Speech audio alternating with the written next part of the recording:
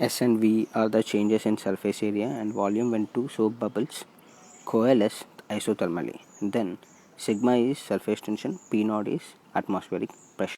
Now if I consider pressure difference of first soap bubble, delta P1 is equal to P1 minus P naught equal to 4 sigma by R1, where R1 is the radius and P1 is pressure inside, P naught is pressure outside of a bubble.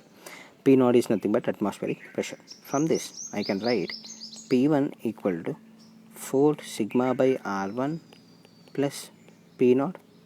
Then I can write pressure inside second bubble will be 4 sigma by R2 plus P naught, and P3 is equal to 4 sigma by R3 plus P naught, where R3 is radius and P3 is the pressure inside coalesce bubble.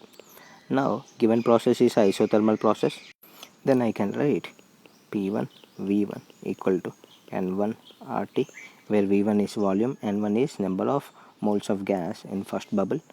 Then P2 V2 will be equal to N2 RT, and P3 V3 is equal to number of moles of gas in coalesce bubble will be N1 plus N2 into RT. Volume of any bubble Vi is equal to 4 by 3 pi Ri cube, and surface area of any bubble Si equal to 4 pi Ri square. From the relation P3 V3 equal to N1 plus N2 into RT, I can write P1 V1 plus P2 V2 is equal to P3 V3.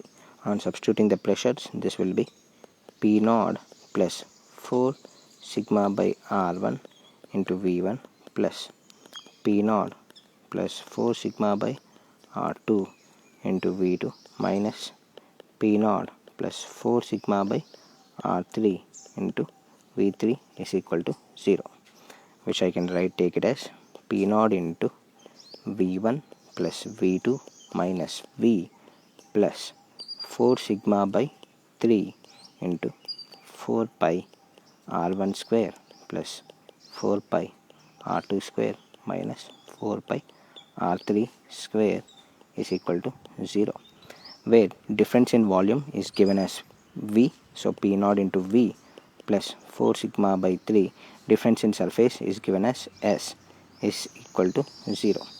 Then I can write this as 3 P naught V plus 4 S sigma is equal to 0. So the right answer for the given question is option 1.